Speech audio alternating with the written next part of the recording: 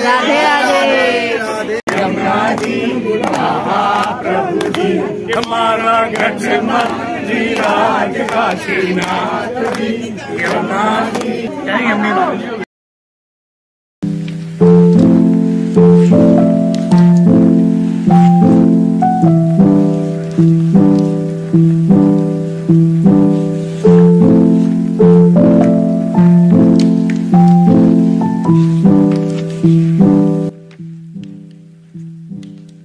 Hello everyone, thank you so much for watching my videos and welcome to my channel Miss Brownie Daisy. तो आज के আমরা চলে এসেছি মথুরাতে। দেখতে দেখতে কখন যে দিনগুলো পেরিয়ে গেল আর আমাদের বাড়ি যাওয়ার সময়ও ঘনিয়ে এলো বুঝতেই পারলাম না।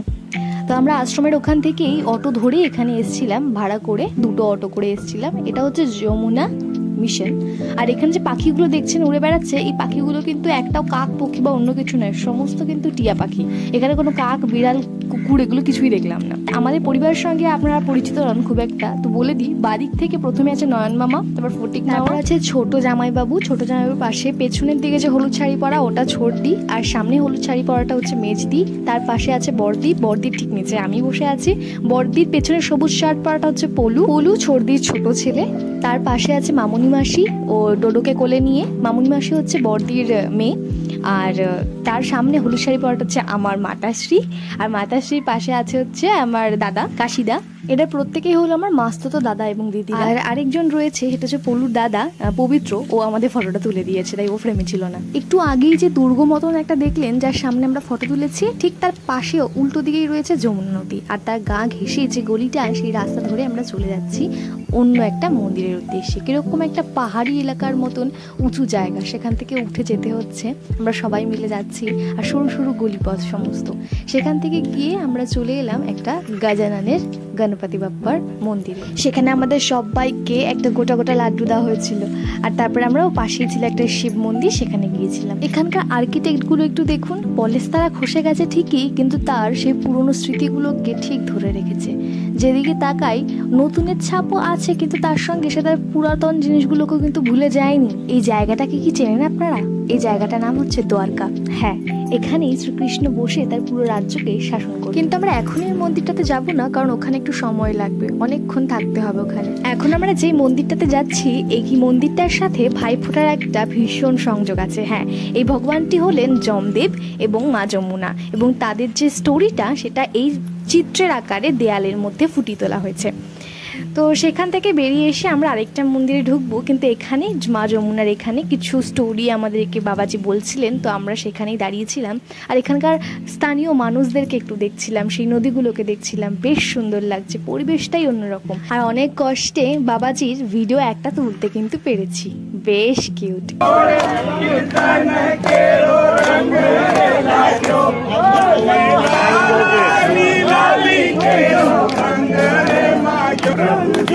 हमारा जी राज काशीनाथ जी यमुना जी।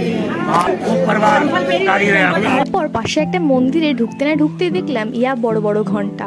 আর ঠিক তার পাশেই দেখলাম কিছু মহিলারা রয়েছেন যারা কিনা বেশ বড় সড়ো কিছু ঘোমটা দিয়ে সেখানে ঘুরতে এসছেন। তো সেই মানুষজন, সেখানকার আঞ্চলিক মানুষজনদেরকে দেখলাম, বেশ সুন্দর, খুব মিষ্টি। যমুনা মাইয়া নির্মল মঞ্জন সৌময় বাবা বই কপাট ছল ছিদ্র না বাবা। আরেকটা দারুণ জিনিস কি জানেন, যখনই আমরা ওখানে কোথাও দাঁড়িয়ে কিছু কথাবার্তা বলতাম বা কিছু কেনাকাটি করতাম, সবাই বলতো যে কলকাতা দক্ষিণেশ্বর অনেক ফেমাস। কিন্তু তারপর আমরা একটুখানি খাবার খেয়ে নিলাম, 10 টাকা করে এই পুরি খেয়েছিলাম আমরা। একটু ঝোলের মতন একটা তরকারি দিয়েছিল আর একটা চচ্চড়ি মতন দিয়েছিল। খাবারের খুব একটা আড়ম্বর আমাদের ছিল না, আপনারা দেখেই থাকবেন, কারণ আমরা যতটা পরিমাণে ঘোরার উপর ইনভেস্ট করতে পারি বা সময় দিতে পারি সেটা আমাদের কাছে ইম্পর্টেন্স ছিল। তো কেনাকাটিও অনেক বাকি ছিল, তাই আমরা একে একে যে যা পারছি টুকটাক কিনছিলাম। ওদিকে জামাইবাবুরা পেড়া ছিল, খুব ফেমাস, কারণ বাড়িতে এসে সবাইকে দিতে হবে। আমরা কিনেছিলাম কিছু স্টোলস, আর গোপালের কিছু জামা কিনেছিলাম। আর এই যে দাদা দিদিরা, দাদা বৌদিরা আমরা একসাথে ঘুরেছিলাম, এনারাও কিন্তু আমাদের এত সুন্দর স্মৃতির একটা মূল অংশ। এবার আমরা যাব দ্বারকা। এই যে দ্বারকা মন্দির, অনেক বড় এরিয়া নিয়ে এই মন্দিরটা, আর প্রচণ্ড ভিড়ও। তো এখান থেকে মহিলারা ঢুকবে, আমরা মন্দিরের উপরে উঠে এসেছি। এবার লাইন দিয়েছি মন্দিরে ঠাকুরকে দর্শনের জন্য। এই জায়গাটা কিন্তু কড়াকড়ি খুব কষ্টে ভিডিওটা নিয়েছি, বারণ করছিল ভিডিও নিতে। প্রকার নাচরবান্ধা হয়েই কিন্তু ভিডিওগুলো তুলেছিলাম, কারণ এখানে বারবার তো আসবো না, এত কষ্টে একবার এসেছি কপাল করে, তাই ভিডিওগুলো নিলাম যাতে আপনাদের এবং আমাদের স্মৃতির পাতা এগুলো যোগ হয়ে থাকে। আর এইখানে হচ্ছিল কি সুন্দর নাচ দেখুন। আর এখানে কিন্তু ভীষণ চমক দিয়ে সবাইকে দিদি আর আমার মা পার্টিসিপেট করেছিল। দিদি চলে গেছে আর দিদিকে দেখে মাও চলে গেছে ওখানে।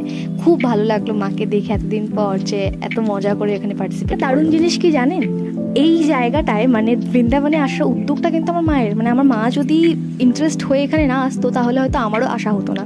তো আমি নিজে আসতে পেরেছি, এর জন্য আমি ব্লেসড। মায়ের মানে মা আমাকে এটা পারমিশন দিয়েছে।